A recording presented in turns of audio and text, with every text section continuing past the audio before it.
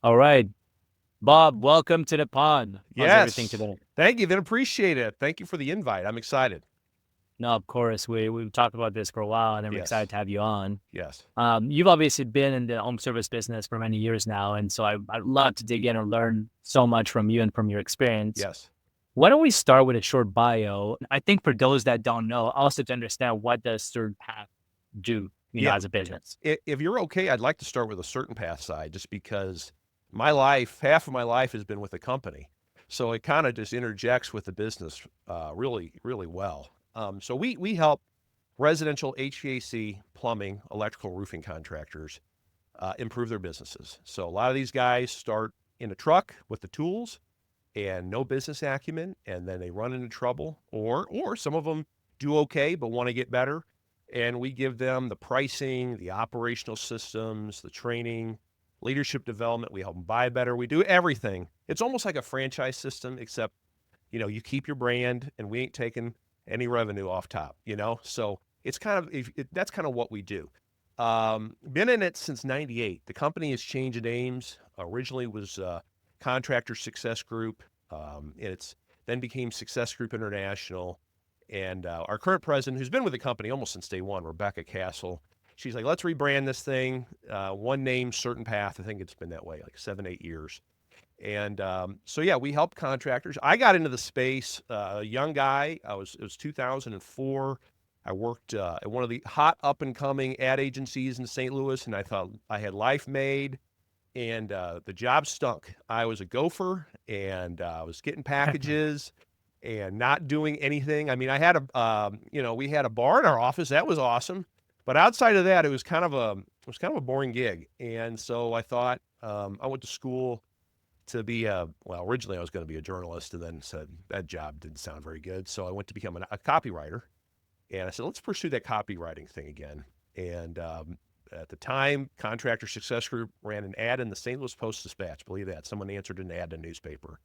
In 2004, for a copywriter, I applied and got the job. And at first, we wanted to write newsletters for each of our trade organizations, and it was just plumbing and HVAC at the time.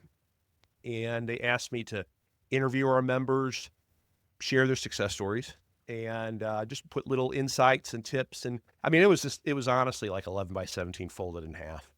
So I started with that, and then I started writing our direct mail. So if there's anyone that's in home services, it has been for a while, ever got a little yellow postcard from us, that was me. Because people always say, I got this little yellow postcard. So I started writing that. And then just like over time, you get in a business and you learn it, and worked on building our intellectual property out, a lot of the operation stuff, because um, doing what we do, we work with over 1,200 contractors, and have always been the biggest in our space. So we get a lot of bright minds and a lot of really giving clients that are willing to share information. And so in my department, we will pool that information from internal stakeholders and our external clients and go, let's build out systems on how to run businesses more profitably. And so we roll that out to our clients. So I started doing that. At the same time, I launched a magazine in our company. It was called originally The Compass, and then we rebranded it to The Successful Contractor. Did that for 15 years. And then COVID hit, and I was like, we need to pivot. We need to do something different. I'm like, I don't read magazines anymore. Why am I writing one? I listen to podcasts, audiobooks. Our clientele, they're busy people. They're avid learners. Our best clients are great avid learners, but they're busy. They listen to stuff, right? So launched the podcast in 2020. About a year or so later, I said, everyone's used to doing these video interviews. Like our contractors are like, I'm used to this now. So hey, let's record them. And because I knew Google's obviously the number one search engine, YouTube's number two. So if someone's looking for help, maybe they'll swerve into our stuff. And I'm a senior strategist in addition to the podcast host. So I still do the intellectual property, but I work in pretty much every department now because I've been doing this for so long. And have it. Other than no one wants me doing accounting. I'll be perfectly honest. I stay out of that. But I've worked with just about everything else. Well, that's great. That's great. I mean, I think it's interesting because, like these businesses, these contractors, right? They often don't have a board of directors. They Oh, may not, they don't have advisors. They don't have access to nothing. experts. So No. like there's no one for them to go to. And so that's why you guys create this amazing network and Yes. training and content to support. basically these independent businesses Absolutely. and getting better. Yeah. I mean, when you join us, you get a coach, right? And you'll work with your coach weekly. But what we hear is often, I mean, we've got members that have been with us for 15, 20, 25 years. They'll go, hey, we get value from you guys, but we really like the networking. We have so many events that we bring everybody together. And I like talking to people that are just a bit bigger than me, right? Or my same size.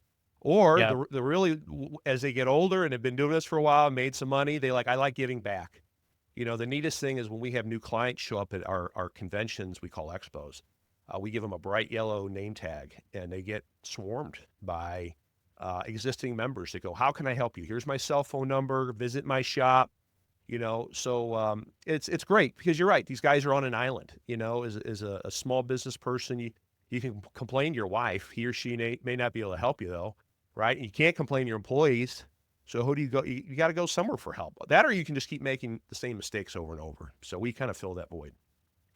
Yeah, I mean, being an entrepreneur is a lonely job. Often I think the people that hadn't run small businesses or don't have their own business don't realize that Yeah, you have no one to turn around to.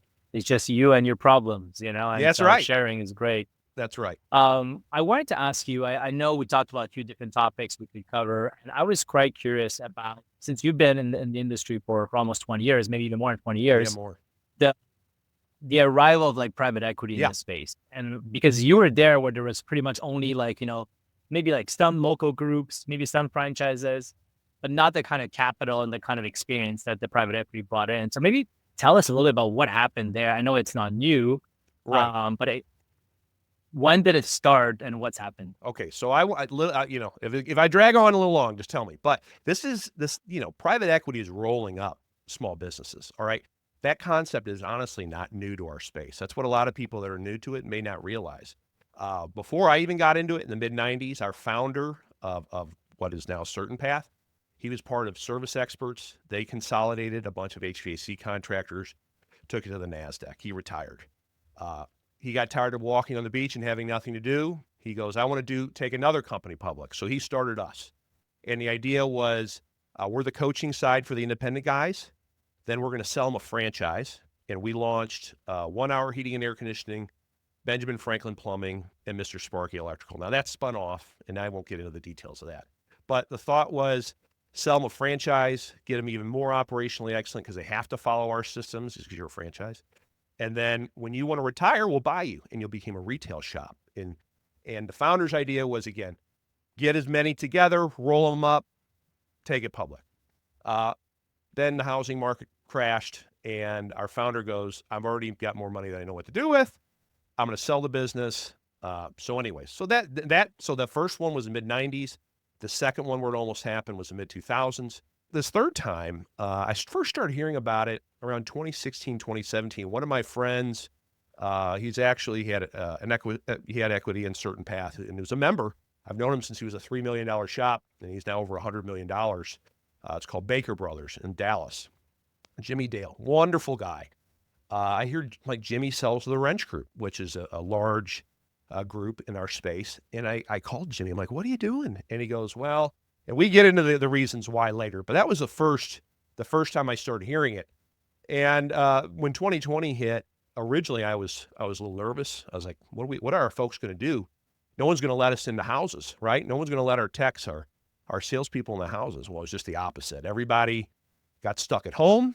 And when your toilet is overflowing or you don't have air conditioning and it's 100 degrees out, you know what? You'll overlook disease to have someone fix it.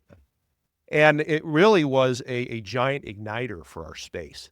And I think the few PE groups that were in it, other PE groups took notice that home services is exploding and, they go where the money is. And that's what we're seeing. So we've got some PE groups that are backed by people that have been large operators. And then we've got others that are just going, hey, I see opportunity.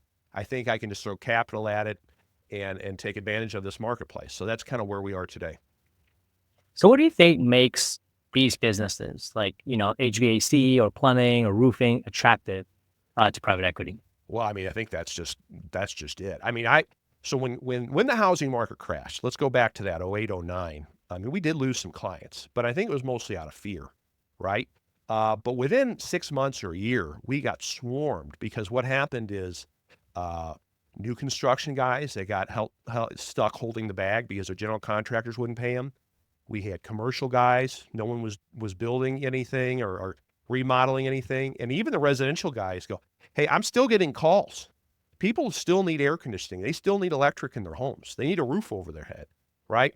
So it was an explosion after like 2010 and on. We started bringing on clients. Boom, COVID hits. Another national issue, right? What happens to our space? It exponential returns. So I think for these groups, they're smart. They go, what businesses are not affected by massive typical disruptions? And they go, look at this space. And they go, let me play in it, see if I can make some money in it.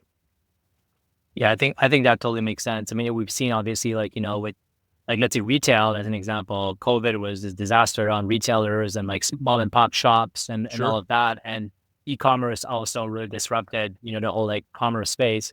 Whereas like home services is very consistent, keeps on growing, keeps on being profitable. And whatever happens, it seems like the demand over time. I mean, some other trends that I've seen on my side is just the fact that like, the new generation of homeowners know how to do even less Oh yeah. at home, right? So Yes. despite the fact that YouTube is present and you can find anything, people don't usually do it themselves. They have to call someone. They don't. And Ethan, it's funny because been in this space for so long. It was always like people value their money. They value their money. And now it's like people value their time. They don't want to deal with that. I don't want to deal with that. I'm a guy, I'm in the contracting space. I'm the least handy person you'll find. I'm an ideal client. I will call someone and go fix it, and I will pay for it. And yes, that's exactly the situation. And it's actually a challenge. We can get into that later in our space, that fewer and fewer people are handy and want to get into it. But yes, so far for what I've seen in 22 years is it's done nothing but grow, and I don't see any reason why it'll stop growing. So with this new wave, obviously it brings a lot of capital, it brings like new players in the space, you see consolidation happen. How has that impacted the individual business owner, which I'm sure some of them are your clients? Yes. Yeah. So it's interesting. Yeah. I mean, we've had 30, 35 clients sell last year. So for them, I mean, you're talking life-changing money, tens of millions of dollars. And for a lot of them, they're still given the opportunity to run their family business, right? Because they want the owner and operator still, well, not owner anymore, but they want the guy that had special sauce still there. So that's great. I mean, and we're happy because that's the dream we sell people. Let's coach you up so you can ultimately sell your business. The challenge in that is, as you as an entrepreneur, you may be running your business, but you're no longer the boss. So you are answering to somebody. And that's really when we talk to our members about, if you want to sell, you got to look at this as ideally a partnership. You want to find somebody that shares your vision for the business and shares your plans for its, growth, so that it's not a situation where the minute you take the check and you go, okay, you're in charge, and they go, we're going to do all this stuff. And you go, oh my gosh, that's not what I expected, because it's your baby. So that's a challenge for a lot of guys. In terms of other issues, like for the smaller guys, we work with a lot of size guys are small to big.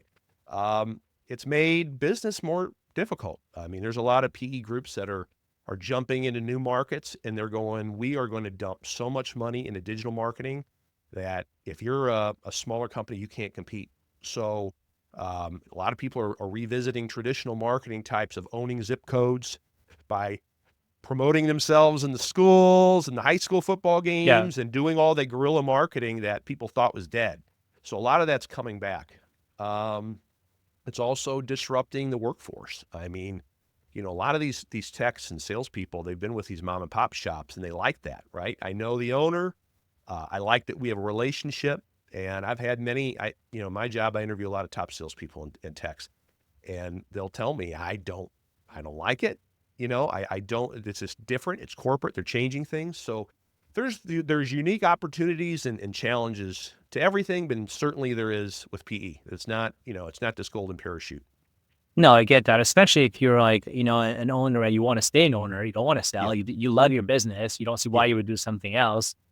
And now there's more competition, there's more money in the market, right? If they don't buy you, they buy a competitor, and therefore you have to compete with them. For sure. Yep. I wanted to ask you, like, I'm sure you've seen that since like, over 30 companies even in the last year have sold. What are OSPs looking for? Like if I were, a business owner, I wanted to sell, I was looking to sell in the future. What Yeah. are the things that I should get right? No, that's a great question. And it's funny, this interview can get real boring because when we talk about how to make great businesses and what makes great business, it's very similar. First of all, they're looking for EBITDA, right? They want typically, I think that number's around at least $1 million in EBITDA. Maybe that's evolved a bit since I've last talked to folks, but obviously, the more the better. But that's just one part of it. They want to see a company that has operational systems that has a good leadership beyond just the owner. Because if the owner leaves, like what happens? They don't want that to fall apart. They want a company that has a good reputation, has the Google reviews. The big thing is clean financials, right? You, that's the big thing for a lot of these small businesses is you got to get your books right. You need to have five years of clean books so they know how profitable you really are. So if you're looking to sell at some point, those are some of the bare minimums you need to do. Yeah, I mean, the accounting side is a big part because, some owners will, either not pay themselves or like expense more things to the business. And like when Oh you're yeah, 100% the owner, okay, maybe it's okay, you can do it, but then sure. it's hard to explain that to an acquirer, all the Yeah, nuances. there's a lot of backing out. Oh, wait a minute. What's that? Oh, you got 3 trucks on here, and then what's the? You're paying the note on that lake. Like, what's going? There's some creative accounting when you're the last guy that has to be answered for. So yeah, Yeah. So would you say that if you're looking to sell, that's something that you should prepare for like years in absolutely, advance, 2, 3, 4 years in advance, and just get your absolutely. books in order? You should. And it's funny. A coach that I worked with for a long time, had been in the industry for 30, 40 years. He goes, a lot of these guys, they love to try and hide money. Their accountant tells them, go buy something, try and show you're not as profitable. He goes, I know when you report all this profit, you're taking a hit. But he goes, if you want to sell, you got to show that you're making money. You have to show that. So, don't get creative with your accounting practices. Show that you're a profitable company, take the hit, whatever.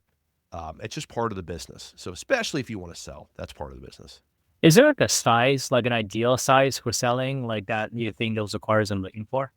Oh boy. I mean, they want, I think, 10, $20 million because typically I think what they want is a layer of management, a middle management at least that they're bought in because, they'll go meet these people. They'll interview these people. Are these people Yeah. that they don't, but they will. I mean, I've heard of companies $5 million get bought because, okay, I think we can bring our people in and exponentially grow this thing. So, you know, there's so many PE groups it's over 100 now. It might be Yeah. over 200.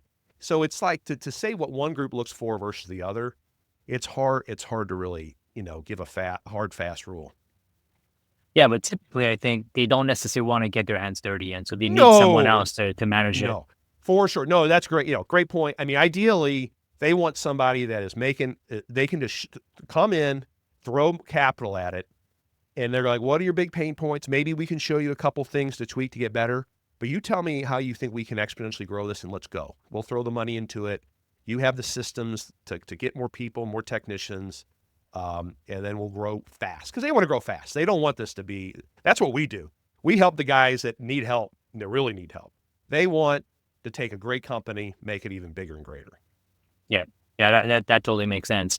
And like, okay, like maybe like just to kind of follow through this, like what's the process usually when you do get, when someone offers you like a term sheet or something, like what's the due diligence process? What should you expect?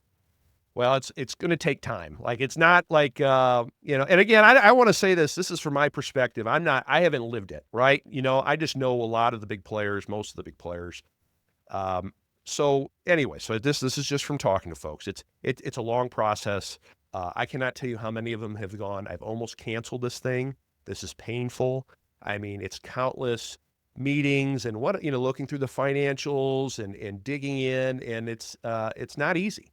And just to be patient because there is another side to it. If that's what you want, be patient and you'll get through it. And ultimately, hopefully it's a good partnership. Yeah, that makes sense. I mean, look, the reality, I think I talk to business owners about this as well, is that if someone's going to give you 10, 20, $30 million, it's a big purchase. They have to make sure Yes. what they're getting. Oh, it makes total sense. And they got to dig up everything. They don't want to end up with skeletons or problems later on, right? They want Sure. something that is a clean, well-working business. Sure.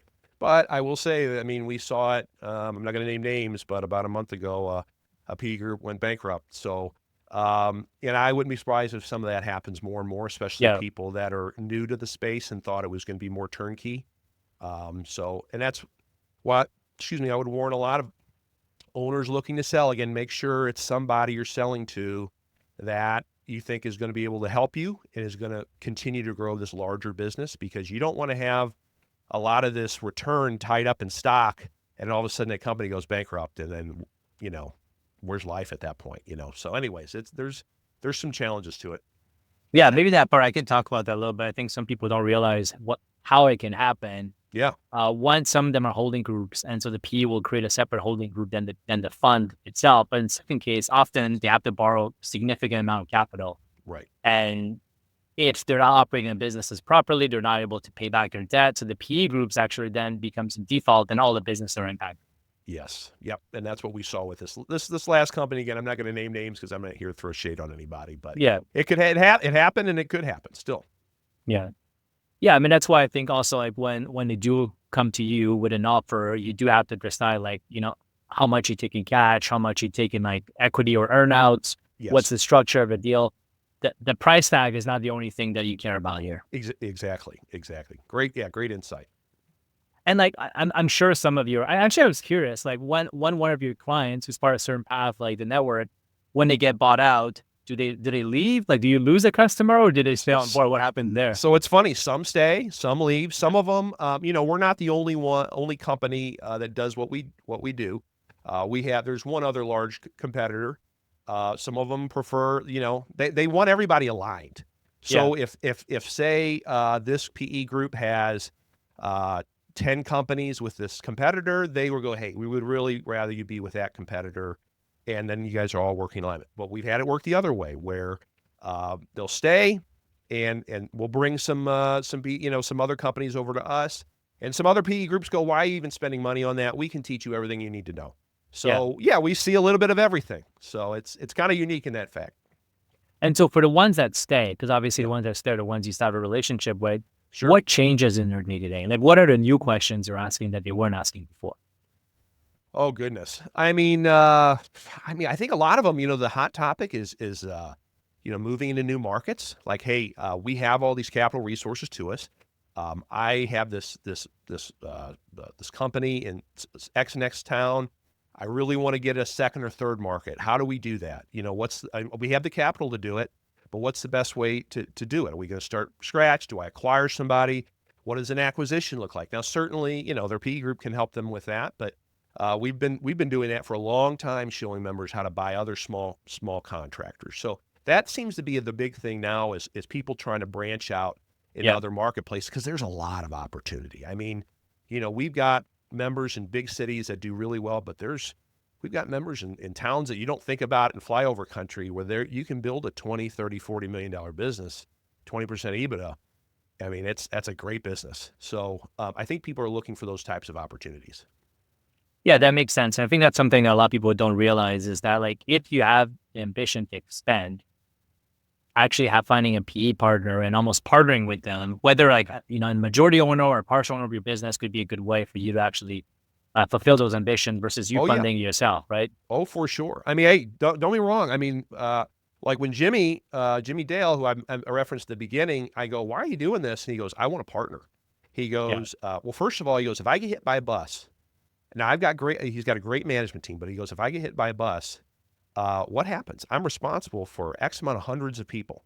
He goes, I know with this group, wrench group in this situation, that they can bring somebody in and help us get stabilized.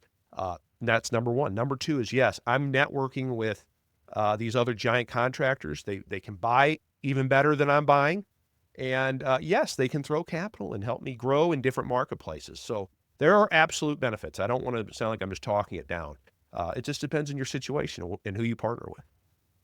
Yeah, look, I mean, I've also seen other owners where they will take the risk themselves. They'll go to the bank and they'll like go Oh from yeah, 5 to 20, and you can also do that and sell later also, right? You can sure. sell Well, multi-location. I mean, and the hot topic is PE, but I'll tell you, we have tons of very proud, independent home service companies. I mean, one of our other partners Was a partner. Gus Santos runs Milestone, also in Dallas, also a $150 million business. He and Jimmy are like best friends, which is funny because they're competitors, but he is staunchly independent, and he has grown that business with, granted in your big marketplace, but he's grown that business without taking PE money. A lot of the guys that were in the wrench group, they grew their businesses large without PE money initially. Leland Smith is a name a lot of people know, runs Yeah. Champions Group. I've known Leland for 20 years. I've been in his office multiple times. He built that without PE money. I mean, it's possible to grow the company even without debt. I mean, the biggest thing we tell people, get priced right. Train your people so they can deliver value at a high price. People will pay it. You can make Yeah. 20-30% profit. You have that much cash flow, you can do a lot of growth on your own. Yeah. That makes sense. Yeah. That totally makes sense. That's Yeah. a really good perspective Mhm. on how you don't need PE. You can still grow if that's your You goal. can. But I would say if you are going to do it on your own, and I'm not even saying, because who knows who watches this, right? You may not be in home services or MySpace. Find resources, find groups like the one I'm in to learn from others. We always say a smart contractor learns from his mistakes. A wise contractor learns from the mistakes of others. So learn from other people. Like, don't get in the mud when you can avoid it. So. All right. Well, we don't have too much time left. Like, can I take Sure. 5 more minutes of your time? I have a few more questions. Yeah, go ahead. Sorry, I talk a lot. I wanted to ask you, obviously, like shifting away from the PE discussion, obviously, like you see so many different businesses. You're always, in conversations with business owners. Like, what are the things that are top of their mind this year? Like, what are the priorities they're seeing? Like, we're talking about 2025, and obviously the COVID boom now is in the past. What's Yes. happening now? So what's happening now is I referenced earlier, finding leads is harder than ever. Everyone got fat and happy off COVID, to be very blunt, because the leads were coming in. Even if you didn't service the client great, like you didn't do a full experience, you could make a lot of money. What we're now trying to tell people is you've got to get a lot tighter with your marketing, get a lot more creative, because you can't fight these 800-pound gorillas. So you got to do thing more guerrilla. You get non-traditional. That's one. But number two is you really need to optimize your club membership or maintenance agreements. You need to make sure that the people that you have won over, they will never go anywhere else. So service them right, make sure, and then once you get in the homes, to deliver a full experience. So don't just run in, fix the toilet, put in a new faucet, and run out and collect $700-800. Do the full experience that we train people. Do a safety inspection, educate people on their entire home. If you've got a faucet that's old in this bathroom, do you have a faucet that's this old in 3 other bathrooms? Get people to realize what's going on in their home, deliver a higher level of service, and the sales come. So it's really getting creative with how to find leads in other places, and then getting more operationally excellent. Like everyone got a little lazy in COVID. I mean, Yeah. even personally, I'd probably drink a little too much, eating too much fast food, and hold up in the house. Well, same thing happened in these businesses. Everyone got a little lazy, fat and happy. Now we got to get tighter and get more operationally excellent, because you can make more with what you have. Most people can. Yeah, I definitely think that, when the leads are just coming in, it doesn't feel like you don't care about the leads from like, a month ago. Right. But now retention matters, repeat business matters, making sure that customers are happy with your Yes. services, or even like upselling, cross-selling other products or service you may have becomes Sure. important. Yeah. Yeah. And now, I mean, like in your space, I mean, there's so many new innovations and companies coming that make things more efficient. I mean, we met at the Rilla conference, and it just blew me away. I hadn't been to a trade show in a while, of just all the new businesses out there. And I would just urge anybody to get out of your cocoon and go to things like that, to see what's available and to see how you can make running your business easier. Well, I mean, like, I think a lot of these tools also, they're addressing one of the kind of elephant in the room in the space, which is like, labor and like training and having good people in your team. And from my understanding, that's a constant battle. Oh, it's the number, the lead thing we talk, but the number one issue, and it has been before COVID and it will be after, is manpower. I mean, for every 5 that retire, only 2 come in. So, I mean, our best people, our best operators have created a system to recruit young people looking for new careers, and then invest in them. And I mean, that's something that's not going to go away. And I mean, we help people with that a lot. but it's going to be a continual issue. But that's also why the price of everything's gone up, right? Yeah. We've got plumbers and electricians making six figures right pretty quick out of the gate, just because of supply and demand. But what are your thoughts? Because like at the same time, like I get what you're saying, the labor shortage, especially with like, technicians and like contractors. But I'm also hearing that there's a new trend of like the Gen Z blue collar, where like, maybe going to college, and, getting a $400,000 like Right. student loan, and then just working at Starbucks is not such a great career path after all. No, it's true. It's Whereas great. like, Actually, I right? love it because we more and more of these top performers I'm interviewing, 20 somethings, were like I spent 2 years in college and I go, to hell with this. I'm like, they're for whatever reason, I don't know if it's because they dealt with the recession and they've faced some of the hardships that maybe previous generations had not since the greatest generation. I think they go, I want to go make money and I want to buy a house one day. And we are seeing that somewhat, but there is still a long way to go. I mean, shop class is not in a lot of spaces, those Yeah. types of those trade opportunities in some in middle America, there are, but not enough. And it's still a challenge. It's still a challenge. Yeah. I mean, I think the attractive part, it's almost like the industry needs to market itself, right? Oh, it does. But we're so disjointed. That's a Yeah, problem. We are so disjointed. There's no leading voice. Mike Rowe is the only one that's gotten close to that. But even that, like, does Gen Z really listen to Mike Rowe? I mean, he's like a 60-year-old guy anymore, So no, but guys like Tommy Mello that are more like social yeah, that's media true. savvy. I think you're kind of starting getting to the more mainstream. And what happens That's is true. like you're like, okay, well, do I care about the trades? Maybe, maybe not. But what I care about is building a business. And like Right. I need to learn first. I'm gonna do 5-10 years working with someone Yeah. else. Then after that, I could start my own and then Yes. eventually sell to private equity. That's That right. becomes more attractive, right? To a lot of young That's true. guys. That's true. Tommy has come out. I mean, I remember first watching his stuff, I don't know, 6, 7 years ago. I'm like, oh, who is this guy? I'd never met. He's in garage doors, so obviously we're not in the same industry. But to see him evolve is something else. But it's great. He is selling that dream, and it is great because I think so many people think just because you start in the field that's where you end, and that's not the case. I mean, you can, but if you want to, that's fine. But if there is opportunities for management, there's opportunities for senior management, there's opportunities for entrepreneurship, Yeah, just like any other business. But again, trying to teach people to get them out of that stigma. We're slowly but surely, right? absolutely. Well, I think this is a great place to end our chat today. But I Yeah. definitely want to bring you back. This is such great knowledge to share. No, Ethan, hey, thank you for the opportunity. This was a lot of fun. Normally I'm on the other side of it, so it's nice to do a little talking this time. If someone wants to learn more about you or CertainPath, where should they go? Absolutely. So check me out. Like I say, hey, check out the free content on YouTube. Go to the Successful Contractor podcast. Have over 700 videos, everything from interviews with owners to say you're a contractor and you don't want to join us. I've got basically free training, how your plumbers, your electricians, HVAC sales guys, roofing sales guys can make a whole lot more money. So check that out. And then if you want to learn about organization and how we can help every facet of your business, go to mycertainpath.com.